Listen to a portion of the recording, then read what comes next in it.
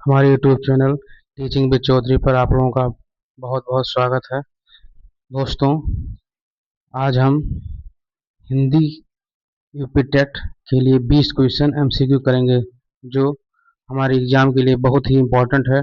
दोस्तों, अगर हमारे चैनल पर आप पहली बार हैं तो हमारे चैनल को सब्सक्राइब और लाइक ज़रूर करें, जिससे आप तक आने वाली जो वीडियो हैं वो आप लोगों तक पहुँचती रहे। दोस्तों, चलिए हम शुरुआत करते हैं पहले क्वेश्चन की तरफ। दोस्तों, पहला क्वेश्चन है, रामायण के रचयिता कौन है? दोस्तों, मुझे पहला क्वेश्चन का आंसर क्या होगा? विकल्प में दिया गया है कालिदास, वाल्मीकि, तुलसीदास, सूरदास। तो रामायण का रचयिता कौन है? महर्षि वाल्मीकि दास। कौन है दोस्तों? महर्षि वाल्मीकि दास।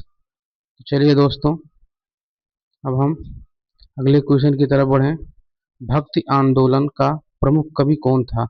दोस्तों, हम विकल्प में देख रहे हैं कि विकल्प दिए क्या दिया गया है? कबीर है, और बिहारी हैं, मीराबाई हैं, जयशंकर प्रसाद। तो भक्ति आंदोलन का प्रमुख कवि कौन थे? तो कौन सा हो जाएगा? कबीर दास।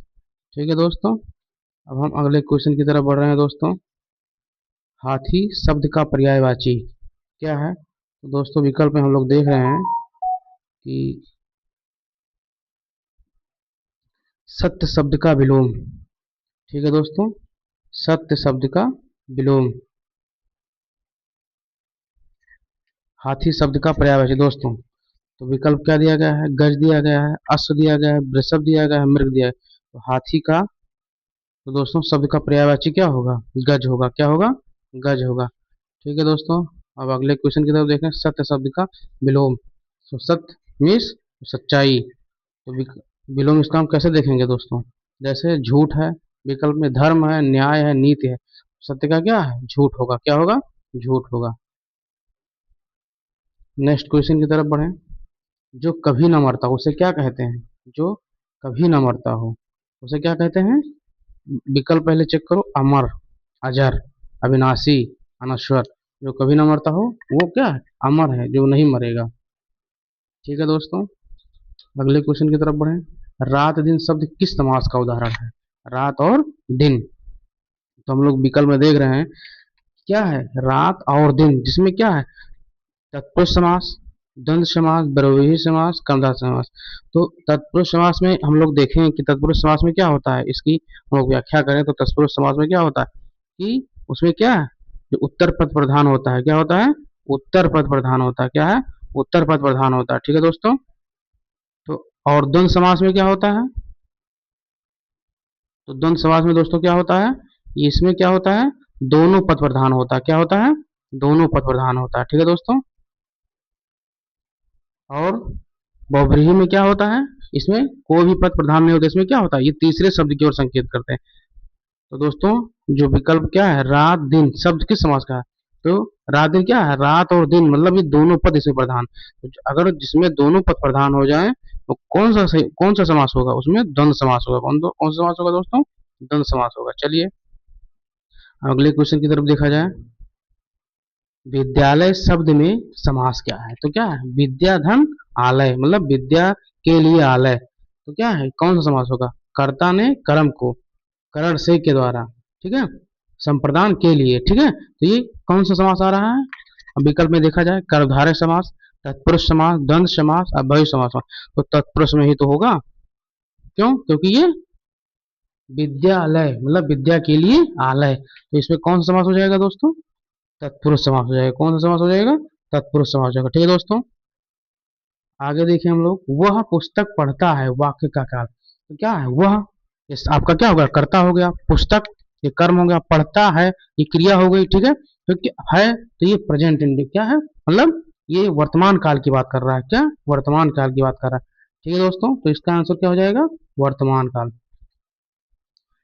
तो चलिए दोस्तों, अब हम अगले क्वेश्चन की तरफ बढ़ रहे हैं।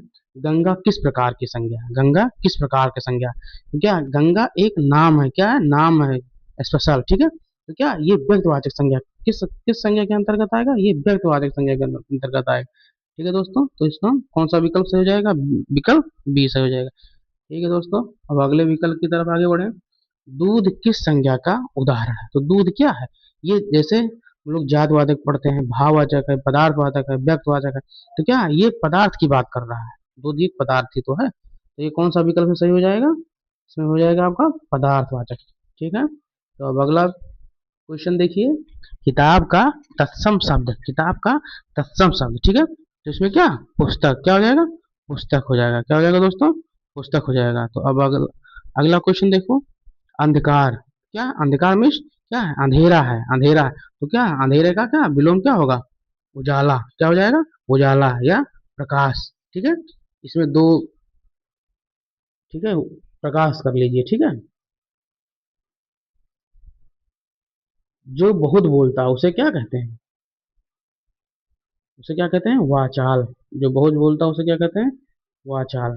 चलिए दोस्तों, राम ने भोजन किया में कौन सा करता है, राम ने भोजन किया, तो कर्ता क्या बन गया, राम, राम एक कर्ता है। ठीक है, अगले क्वेश्चन की तरफ बढ़े, कमल का पर्यायवाची, तो कमल का पर्यायवाची क्या है, देखो, नीरज, पंकज, जलज, ये सभी क्या है, कमल के पर्यायवाची हैं, तो इसमें क्या सभी सही हो जाएगा। ठीक है दोस्तों, आगे बढ़ो, जो पढ़ाई करता हो, जो क्या है, जो पढ़ाई कौन करता है, विद्यार्थी करते हैं, कौन करते हैं, विद्यार्थी करते हैं। ठीक है, फिर अगला क्वेश्चन, अहंकार किस प्रकार का शब्द है, अहंकार किस प्रकार का शब्द है, तो अहंकार क्या है, जैसे कोई व्यक्ति को अगर अहंकार आ जाता है तो वो किसके अंतर्गत चला जाता है, उसमें वो अहंकार का एक भाव उत्पन्न हो जाता है, तो ये कौन से शब्द हो जाएगा, ये भाववाचक हो जाएगा। ठीक है दोस्तों, वो स्कूल गया और पढ़ा, ये कौन सा वाक्य है, देखो यहाँ पर क्या लगा है, और क्या है ये, और लगा है। ठीक है, और तो ये कौन सा समास, यहाँ पर कौन सा वाक्य हो जाएगा, इसमें ये संयुक्त वाक्य हो जाएगा, क्या हो जाएगा, संयुक्त वाक्य हो जाएगा। ठीक है दोस्तों, सूर्य किस रस का प्रतीक माना जाता है, सूर्य क्या है, बहुत ही शांत स्वभाव, क्या है, शांत, तो इसमें क्या हो जाएगा, शांत।